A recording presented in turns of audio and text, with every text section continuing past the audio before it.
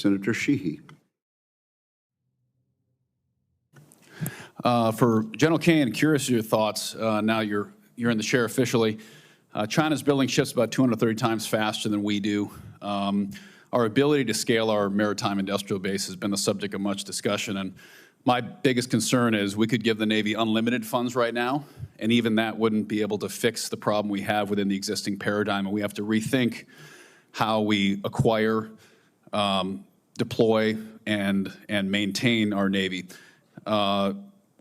As we approach potentially a new CNO taking the seat here, what are we doing at the department level to explore alternative ways like leasing a Navy, like giving private industry the incentive to build stable requirements, towards stable requirements with consistent engineering specs so that they can build to these requirements, let private industry take some risk and extend themselves on this so we can benefit from the ability and the agility of private industry to solve problems quickly.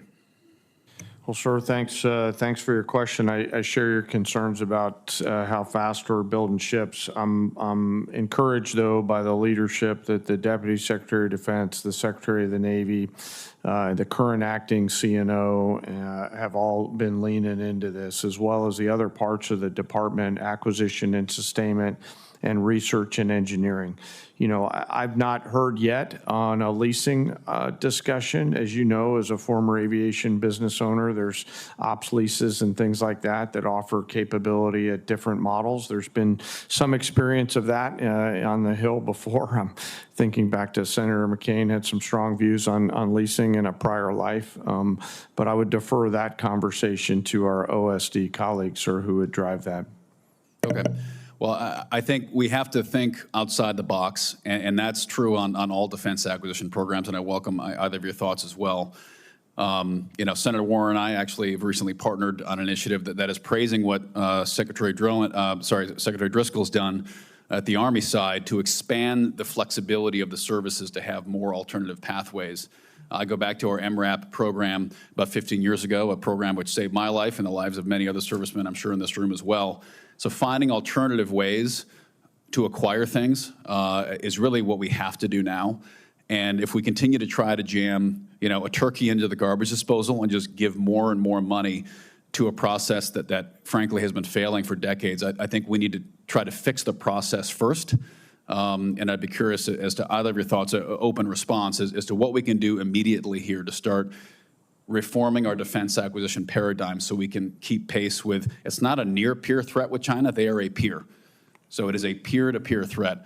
How are we going to reform our industrial base to keep pace with it? Sure, I think this could be a much longer conversation, which I'm happy to have with you. I note that the lineup of leaders that we have in the Congress right now, here in this committee and the other side, the leaders in the department, the leaders in industry, it feels like we have the team now who will actually move the ball, grab a hold of that entrepreneurial spirit that America is so well known for, and get after it.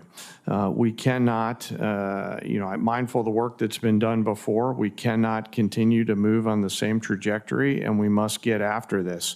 We owe it to the Joint Force to be properly armed at scale with the right capabilities so that they can win and come home. And so I'd love to partner with you on that, as I know our OSD colleagues would as well. Well, in the speed at which we've solved our recruiting challenges, hopefully we can do the same thing with the ability to make bullets, bombs, artillery shells, planes, and ships, because we owe it to the 17, 18, 19-year-old kids who are going to be fighting these systems on the front line to make sure they have enough of them to replace attrition, and also that those systems are as good as they can be when they need them. Thanks for your time today. Senator Sheehy and General, I would love to be part of that longer conversation about that issue. Thank you, Senator Sheehy.